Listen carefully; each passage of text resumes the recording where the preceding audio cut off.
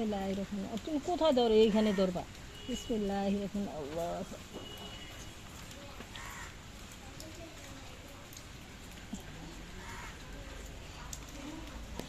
ফেরেশতারা বলবে তোমরা যে দুনিয়াতে হাজার অপমান, হাজার অপবাদ, অর্থনৈতিক কষ্ট, পারিবারিক কষ্ট, সামাজিক কষ্ট, শারীরিক কষ্ট, অসুখের কষ্ট, বউয়ের কষ্ট, চাচার কষ্ট, জেদার কষ্ট, বিভিন্ন কষ্ট সহ্য করো, আল্লাহর উপর এতরাজ করো নাই, কখনো আপত্তি জানাও নাই, সব সময় বলেছো হাসি মুখে আলহামদুলিল্লাহ, আল্লাহ আমাকে যেভাবে রেখে খুশি আমি সেভাবে থেকে খুশি, আল্লাহর উপর সবসময় খুশি ছিলাম। আজকে আল্লাহ খুশি হয়ে আমাদের মতো ফেরেশতাদেরকে দিয়ে তোমাদেরকে ওয়েলকাম জানাচ্ছে, সালামুন আলাইকুম, তোমাদের উপর সালাম, তোমাদের উপর সালাম, তোমাদের উপর সালাম। ফেরেশতারাই তাদেরকে স্বাগতম জানাবে। সুবহানাল্লাহ।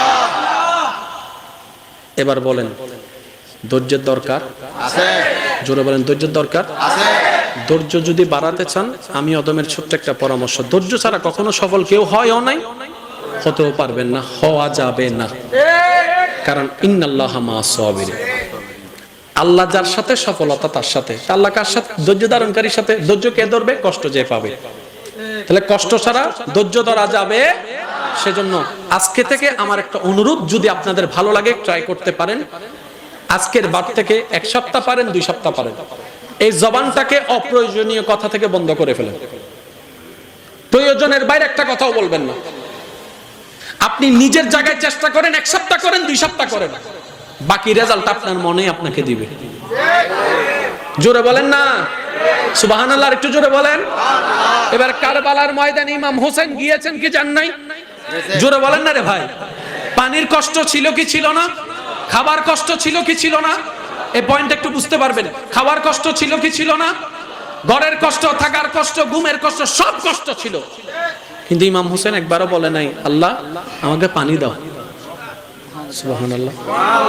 আচ্ছা আল্লাহ আমাকে দিও না, আমার আলী আসগর ছোট আছে, আমার আলী আসগরের জন্য পানি দাও, বলেন নাই।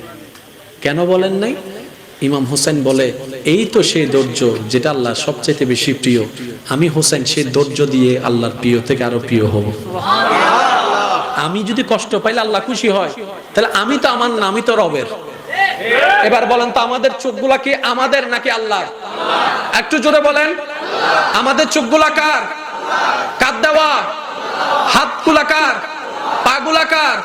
পুরা বডি কার? সম্পদ কার? জ্ঞান কার? ব্রেন কার?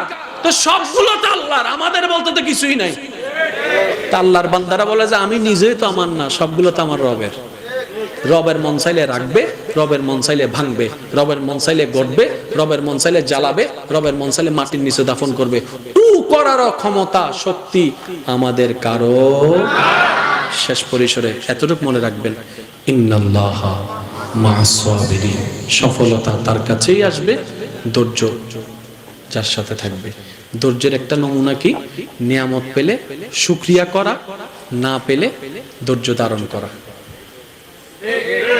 আর একটু সহজভাবে বললে, নিয়ামত পেলে, খাবার পেলে একবার আলহামদুলিল্লাহ বলা, যদি না পান ডবল আলহামদুলিল্লাহ বলা। দোয়া কবুল হলে একবার আলহামদুলিল্লাহ বলা, দোয়া কবুল না হলে ডবল আলহামদুলিল্লাহ বলা।